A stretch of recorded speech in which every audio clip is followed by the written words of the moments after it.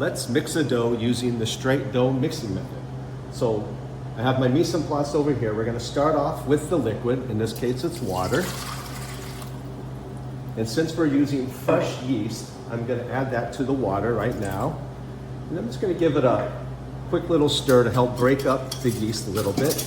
You don't have to mix it in there, you're not whipping any air into it, just kind of break it up a bit to get it going. And to that, I'm gonna add what we call the feeders. So I have the malt powder and sugar. These are things that are friendly to yeast. And we're also gonna put the sourdough starter in there.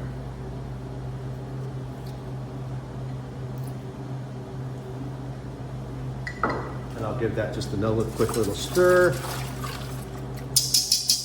for the fun of it.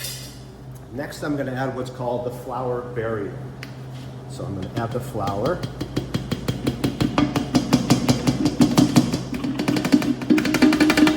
I call it the flour barrier because we have this ingredient, which is salt. Salt and yeast are mortal enemies. The salt will destroy the yeast. So by adding the flour first, we create a barrier so that the yeast won't just start to kill the yeast off right off the bat. So I add the yeast, and then I'll also add the butter.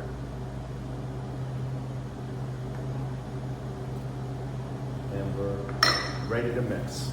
So I'll put the dough hook on, and I'm gonna mix it for about 90 seconds, and we're gonna get what's called shaggy mess. So I'll start the mixer.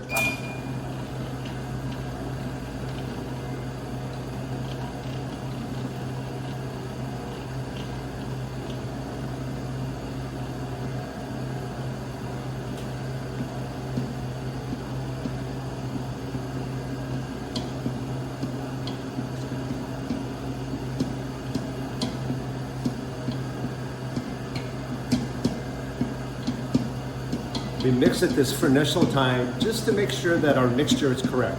If the dough seems really stiff, we have an opportunity to add more water to it. If it's really, really loose, you can add more flour just to make up for that difference. You can see how it's getting hydrated. It's starting to do its mixing process.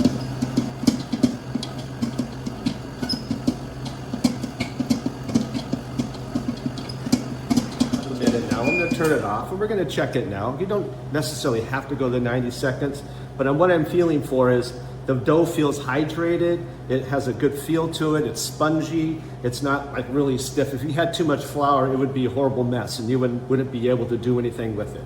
But now it feels like it's going to be a good dough. So now I'm going to put it on speed 2, and we're going to mix it for an additional 5 to 7 minutes now.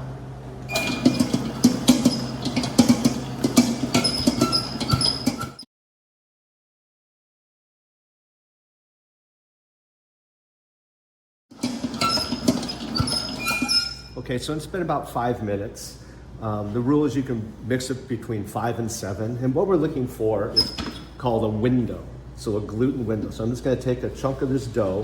When you do this, make sure you get a fresh piece of dough, and don't manhandle it too much. Get it so it's nice and clean like this.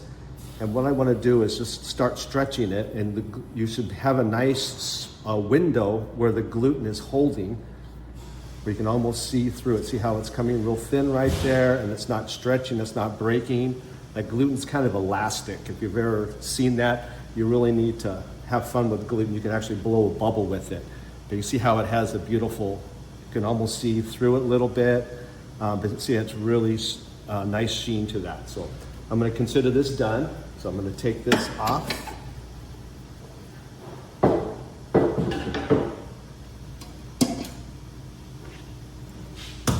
And now for fermentation, I'll put it into a tub, lightly spray it.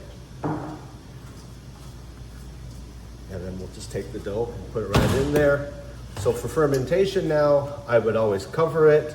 And in the punch down thing, you always want to make sure you have the time that the dough goes into here so you know when to punch the dough down.